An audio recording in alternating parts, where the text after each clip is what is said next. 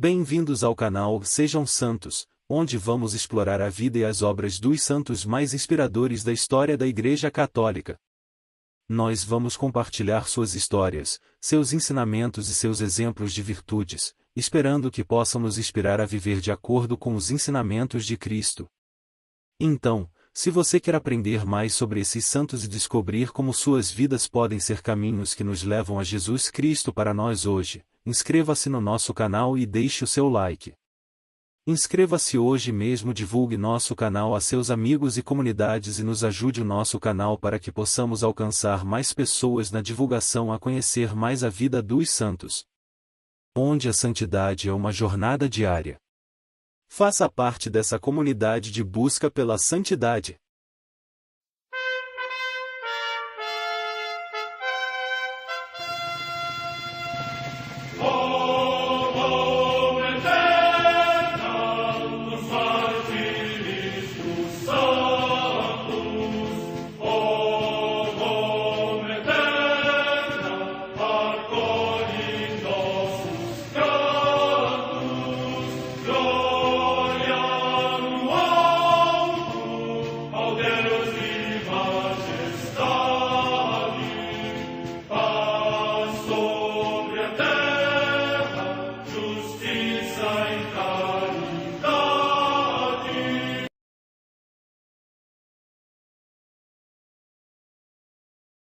Ler a vida dos santos desperta em nós o desejo de seguir a Cristo. Através de suas vidas podemos aprender as virtudes, a sabedoria e o amor de Deus. Cada santo nos oferece um modelo de vida a ser imitado, como diz São Paulo na carta aos Hebreus, capítulo 12, versículo 1. Estamos rodeados por uma nuvem de testemunhas. A Igreja foi fundada por nosso Senhor Jesus Cristo não apenas como uma instituição, mas uma autêntica família. Os santos mártires, confessores, doutores, as virgens, os santos pastores e todos os demais santos são realmente nossos irmãos que nos precederam no caminho da fé e já estão no céu, para onde também iremos nós, pela graça de Deus. Portanto, sede santos, assim como o vosso Pai Celeste é santo. Mateus capítulo 5, versículo 48. Hoje, dia 2 de outubro, celebra a Igreja a vida desse grande santo, Beato Jean Basing. A Santa Madre Igreja celebra também nesse dia os santos. Memória dos santos anjos da guarda, que, especialmente chamados à contemplação do rosto de Deus, foram também enviados pelo Senhor em auxílio dos homens, para que os acompanhem e aconselhem com a sua invisível mais solícita presença. Em Nicomédia, na Bitínia, hoje Smith, na Turquia, Santo Eleutério, mártir. Data da morte no século III. Em Numância, na Espanha cartaginense, São Satúrio, eremita. Data da morte no ano 606. Em Saint-Léger, no território de Arras, na Neustria, atualmente na França, a paixão de São Leodegário, bispo de Autun, que, depois de ter sido submetido a vários suplícios e lhe vazarem os olhos, foi injustamente condenado à morte por Ebroíno, mordomo do rei Teodorico. Com ele venera-se a memória de seu irmão São Gerino, mártir, que, 2 anos antes, por ordem do mesmo Ebroíno, morreu lapidado. Data da morte no ano 680.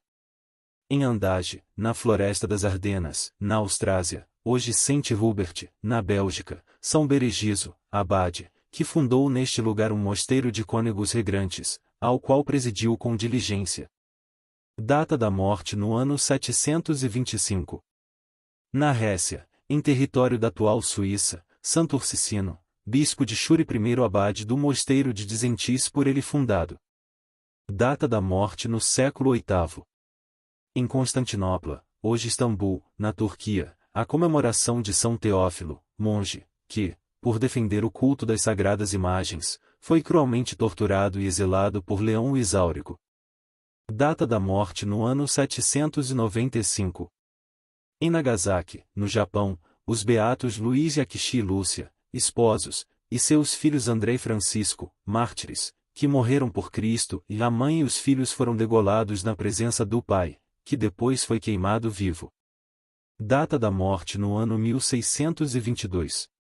Num barco-prisão ancorado ao largo de Rochefort, na França, o beato Jorge Edmundo René, presbítero e mártir, que, sendo cônego de Vézelay, durante a Revolução Francesa, foi condenado ao cativeiro na sórdida galera por ser sacerdote e aí morreu coberto de chagas infectadas. Data da morte no ano 1794. Em Castres, na França, Santa Joana Emília Villeneuve, que fundou a Congregação de Nossa Senhora da Imaculada de Castres, destinada à formação humana e cristã dos mais desfavorecidos. Data da morte no ano 1854. Em Lyon, na França, o beato Antônio Chevrier, presbítero, que fundou a obra da Providência do Prado, para preparar sacerdotes destinados a ensinar aos jovens pobres a doutrina cristã. Data da morte no ano 1879. Em Fianarantsoa, cidade de Madagascar, o beato João Beising, presbítero da Companhia de Jesus, que exerceu nesta ilha uma intensa atividade junto dos leprosos, a quem prestou assistência corporal e espiritual com ardente caridade. Data da morte no ano 1912. Próximo de Castellón, no litoral da Espanha, os beatos Francisco Carceler Galindo, da Ordem dos Cônegos Regrantes das Escolas Pias, e Isidoro Bover Oliver, da Irmandade de Sacerdotes Operários Diocesanos, presbíteros e mártires, que, durante a perseguição religiosa, consumaram o seu martírio fuzilados junto ao muro do cemitério em ódio ao sacerdócio. Data da morte no ano 1936. Em Sax, localidade próxima de Alicante, também na Espanha, os beatos Elias e João Batista Carbonel Molá, presbíteros e mártires, dois irmãos que foram fuzilados na mesma perseguição contra a Igreja. Data da morte no ano 1936. Em Sila, povoação próxima de Valência, também na Espanha, a beata Maria Guadalupe, Maria Francisca Ricarte Olmos, religiosa da Ordem dos Servos de Maria e mártir, que, na mesma perseguição, pelo seu testemunho de Cristo recebeu a coroa de glória. Data da morte no ano 1936. Em Madrid, cidade da Espanha, os beatos mártires Henrique Sais Aparício, presbítero, e Pedro Artolozaga Melique, religioso, ambos da Sociedade Salesiana, que, na cruel perseguição religiosa, alcançaram a palma do martírio por Cristo e pela Igreja. Data da morte no ano 1936. Em Jaén, também na Espanha, Bartolomeu Blanco Marques, religioso da Sociedade Salesiana e mártir, assassinado na mesma perseguição em ódio à fé. Data da morte no ano 1936. Em Santanislavo, cidade da Polônia, a beata Antonina Kratochwil, virgem da Congregação das Irmãs das Escolas de Nossa Senhora e mártir, que, durante a guerra, por causa da sua fé foi encerrada no cárcere, onde morreu vítima das torturas suportadas por Cristo Esposo. Data da morte no ano 1942. Em Aiud, cidade do distrito de Alba, na Romênia, o beato Szilárd Bogdanfai, bispo de Oradea Mar e mártir, que, depois de cruéis tormentos e numerosas prisões durante o domínio de um regime hostil à Igreja e à dignidade humana, sofreu o martírio por causa da fé. Data da morte no ano 1953. Vida do beato Jean Beising. Saúde os padres jesuítas, e hoje, tendes um novo beato, Jean Beising. A sua dedicação à causa de Deus e do homem necessitado constitua para todos vós um exemplo que vos leve a empreender sempre novas tarefas, em conformidade com as exigências dos tempos. Papa João Paulo II, a 18 de agosto de 2002. Um dia em 1890, numa comunidade jesuíta na Ucrânia, um artigo sobre leprosos estava sendo lido no refeitório. Um noviço empurrou seu prato, dizendo: "Estou surpreso que as pessoas possam ler essas coisas repugnantes durante as refeições." Seu vizinho, que estava ouvindo com um estado de espírito completamente diferente, ficou comovido com a descrição dos sofrimentos dos leprosos. Alguns anos depois, ele falou sobre isso para seu confessor, era o padre Beising. O confessor, profundamente movido por sua vez, aproveitou a oportunidade para pedir para sair para servir os leprosos. "Eu sei muito bem", escreveu ele ao superior-geral dos jesuítas, "o que é a lepra e o que devo esperar. No entanto, tudo isso não me assusta, pelo contrário, me atrai. Jean Bazin nasceu em 15 de maio de 1850 em Bazin-Violki, na atual Ucrânia. Desde seus primeiros anos, ele compartilhou a devoção muito especial de sua família a Maria. Jean pensou em se tornar padre em uma paróquia, mas seu pai o conduziu em direção aos jesuítas. Depois de uma longa luta interior, entrou no noviciado da Companhia de Jesus, em 10 de dezembro de 1872. Durante os 2 anos de noviciado, Jean conheceu a vida religiosa, que combina exercícios espirituais, ocupações práticas e obras de caridade. Acostumado a uma vida difícil, não sofria muito com a disciplina a que tinha que se submeter, mas permaneceu um pouco sem polimento em suas relações com os outros. Quando o noviciado terminou, o padre Bazin foi designado prefeito de estudantes na escola jesuíta de Tarnopol, e depois foi nomeado prefeito da enfermaria, uma posição que trouxe consigo uma pesada responsabilidade e uma vigilância quase materna sobre as 10 salas que acomodavam os estudantes doentes. Ele circulava de cama em cama, fazendo um grande esforço para entreter alunos doentes e convalescentes com histórias e jogos que impulsionavam o moral dos estudantes e enfermeiras. Tendo dado tudo para servir as crianças, o padre Bazin sentiu crescer em si a necessidade de amar e sacrificar-se ainda mais pelo sofrimento. Foi nessa época que ele pediu para se dedicar a servir os leprosos. Seu desejo foi concedido e ele foi designado para a missão em Madagascar. Ele deixou seu país em 17 de outubro de 1898 e chegou a Tananarive no dia 30 de dezembro seguinte.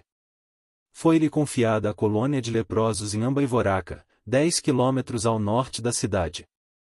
Os 150 leprosos que viviam lá levavam uma existência que estava além do desgraçado. Excluídos da companhia da humanidade, atormentados pela dor, famintos e sedentos, viviam em cabanas em ruínas, sem janelas, sem chão, sem o essencial. Durante a estação chuvosa, eles viviam na água e na umidade. Confrontado com tal sofrimento, o padre Bazin orou a Deus para trazer alívio a essas pessoas necessitadas, e quando ninguém estava olhando, chorou amargamente, porque ele era incapaz de olhar para tal sofrimento humano sem compaixão. No início, ele morava em Tananarive e ia para a colônia de leprosos para enterros, 3 ou 4 por semana e missa dominical. Mas logo ele recebeu permissão para viver permanentemente entre os leprosos. Carta do padre Jean Bazin. Não há ninguém ao lado dos leprosos, não há doutor, não há padre, não há enfermeira, absolutamente ninguém. Desempenho todos os papéis: capelão, carteiro, sacristão, jardineiro, doutor. Quanto à roupa, cada um tenta cobrir-se o melhor que pode, usando sacas ou algo parecido. A comida resume-se a 1 quilo de arroz por semana, o que é o suficiente para não se morrer de fome. Isto é tudo que eles têm, e não há medicamentos nem ataduras. Nada, e é difícil cuidar dos doentes aqui, porque além da lepra também tem sífilis e sarna, e estão repletos de piolhos. Isto não nos pode surpreender. Como podem estes pobres cacos tomar banho e cuidar do cabelo se nas suas mãos já não há dedos? Se alguém se queixa de dor de estômago, não lhe perguntamos o que comeste, mas comeste. Quando?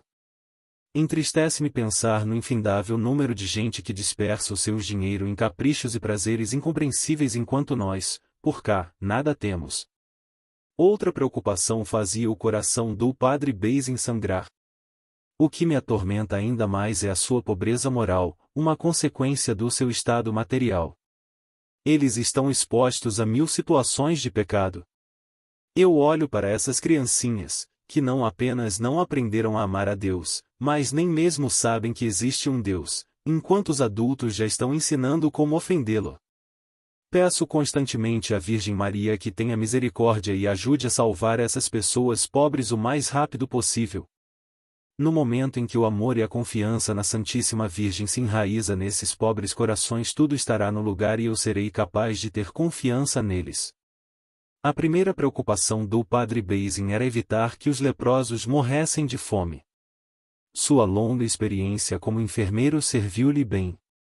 Ele se aproximava desses doentes e enfaixava suas feridas, despertando a admiração das testemunhas, Quando recebi pela primeira vez um pedaço de tecido e comecei a enfaixar uma ferida em um deles, escreveu ele, todos me cercaram como se fosse um espetáculo extraordinário. Eles estavam dizendo uns para os outros, olha. Mas olhe. Ele não tem medo de tocar em feridas. No entanto, este serviço exigia um alto sacrifício heróico. Devo permanecer constantemente unido a Deus e ser capaz de rezar sempre. Tenho de me acostumar um pouco ao mau cheiro, porque aqui não se cheira a fragrância de flores, mas o fedor da lepra. A visão das feridas também não é muito atraente. Quando, depois de 3 ou 4 horas de tratamento médico, saio para o ar fresco em frente às cabanas, volto para casa e, depois de me lavar e desinfetar com fenol, sinto que tudo o que tenho ainda dá um mau cheiro. No começo, eu não conseguia olhar para as feridas, e depois de ter visto uma ferida particularmente repugnante, às vezes desmaiava. Agora, eu olho para as feridas dos meus pacientes pobres, eu os toco enquanto os trato ou lhes dou extrema unção com óleo sagrado, sem estar chateado. Para dizer a verdade, sinto algo em meu coração quando cuido das feridas, mas só porque prefiro tê-las todas em mim, em vez de vê-las nesses pobres coitados. A tremenda caridade do Padre Basing despertou completa confiança em suas palavras quando falou sobre Deus, a vida eterna e os ensinamentos de Jesus Cristo. Como resultado, após vários meses, um grande número de leprosos havia solicitado e recebido o batismo. O padre ficou profundamente grato à Santíssima Virgem e não sei se algum dia agradeço à Virgem Maria pela sua proteção. Não estou falando das 1000 outras graças que ela me concedeu, mas daquelas de me usar para servir aos leprosos. No entanto, o padre estava ciente de que ele tinha apenas um conhecimento rudimentar da língua malgache. Ele sabia poucas palavras. Para melhorar, ele decidiu em 1901 passar 2 meses em outro posto próximo, retornando à colônia somente aos domingos para a missa. O progresso que ele fez permitiu que ele organizasse um primeiro retiro. Acabamos um retiro de 3 dias, e segundo o método de Santo Inácio, 3 conferências por dia, com exames de consciência, confissões, comunhão, e prevaleceu entre os leprosos um silêncio e contemplação dignos dos nossos retiros mais civilizados. Eu agradeço à boa mãe incessantemente, muitos dos meus doentes viverão e morrerão como verdadeiros católicos. De fato, durante os 14 anos do apostolado do Padre Basing, nenhum de seus leprosos morreu sem ter recebido a unção dos enfermos. Sua fecundidade apostólica provou que os sofrimentos do missionário não foram em vão. Além das dificuldades diárias de sua vida, ele estava com saudades de casa. Eu anseio, escreveu ele a um de seus antigos confrades na Polônia, pela minha pátria, especialmente pela nossa casa e enfermaria com nossos filhos. Apesar dos esforços do Padre Basing, o cuidado dado aos leprosos permaneceu insuficiente. Ele então fez planos para um hospital ser construído. Seus superiores aprovaram, com a condição de que ele mesmo encontrasse os fundos necessários. Depois de inúmeras dificuldades superadas graças a uma confiança ilimitada na divina providência, o padre encontrou um terreno adequado, em Marana, em uma área remota e saudável, mas a cerca de 400 quilômetros da colônia de leprosos onde ele morava. Uma grande prova o aguardou, pois ele teria que abandonar seus leprosos em Ambaivoraca. Ele partiu em sofrimento. Quando chegou ao seu destino, em outubro de 1902, o missionário começou a trabalhar, ao mesmo tempo em que cuidava de um novo grupo de leprosos. Um dia, um evento inesperado ocorreu. Uma mulher leprosa e 2 leprosos, exaustos por uma longa viagem a pé, pediram para vê-lo. De onde você vem? Se você quiser ser internada aqui, tem que se mostrar ao médico em Fianararô e voltar com um certificado. Você fala como se não nos conhecesse, disse a mulher. Mas, claro, eu não conheço você. Lembre-se de Ambaivoraca e você nos reconhecerá. Quando ouvi isto, pareceu-me que as escamas caíam dos meus olhos. Eu não tinha reconhecido meus pacientes, primeiro porque não os via há 2 anos, então por causa de sua aparência surrada e, por último, porque eu não achava que eles fossem capazes de fazer uma viagem tão longa. Você pode imaginar como meu coração bateu e quão grande foi minha alegria quando eles chegaram. Quando, depois de vários dias, meus viajantes descansaram um pouco, a mulher corajosa confessou e recebeu a comunhão. Depois disso, dei-lhe o máximo que pude pela estrada, abençoei-a e mandei-a buscar o resto dos meus queridos pacientes. Várias semanas depois, os velhos pacientes de Ambaivoraca chegaram, um após o outro. Eu os recebi como se fossem meus parentes mais próximos. Mas, ao mesmo tempo que essas alegrias, o pai recebeu provações que ele chamou de farpas da cruz de Jesus. Algumas pessoas consideraram seus planos muito ousados e suas objeções influenciaram o bispo local que hesitou em dar as autorizações necessárias. A oração de Santo Inácio, que ele recitava várias vezes ao dia, também o ajudou muito, e toma, ó Senhor, e recebe toda a minha liberdade, minha memória, meu entendimento e toda a minha vontade, tudo o que possuo porque me deu. A ti, Senhor, eu a devolvi, tudo é seu, dispor dele inteiramente de acordo com a sua vontade. Dá-me só o teu amor e graça, e eu sou rico bastante e não peço mais nada. Finalmente, em 1911, o hospital abriu suas portas. Isto não é uma obra do homem, escreveu o padre. A própria Imaculada fundou este hospital e cuida dele. Nos primeiros dias, todos os leprosos andavam perplexos e desorientados, e agora que, de repente, tinham uma casa com chão e teto, camas com lençóis, comodas, uma imagem da Virgem, e um lugar para todos. Para não mencionar tigelas, copos, lâmpadas. Estavam olhando uns para os outros, incapazes de acreditar. Foi risível no primeiro dia, por causa das mil ingenuidades que mostravam quão pouco civilizadas ainda eram. Quando o sino do jantar tocou, eles de fato correram para o refeitório, mas não sabiam o que fazer lá. Um deles abriu uma torneira e, quando a água saiu sob alta pressão, meu novo homem civilizado ficou assustado. Em vez de fechar a torneira, ele soltou tudo e fugiu, chorando por ajuda. Muito sensível à honra dada a Jesus na Eucaristia, ele ergue o altar e o tabernáculo em sua capela. Mas sua saúde estava enfraquecendo. Ele sofria de arteriosclerose e seu corpo estava coberto de feridas. Um dia, dominado pela dor violenta, ele teve que ir para a cama. Um padre religioso que contraíra lepra enquanto servia os leprosos e que morreria 9 dias depois, passou a administrar os últimos sacramentos a ele. Finalmente, em 2 de outubro de 1912, o padre Basing entregou sua alma a Deus. Ele provavelmente morreu de exaustão e não de lepra. Beato Jean Basing, rogai por nós.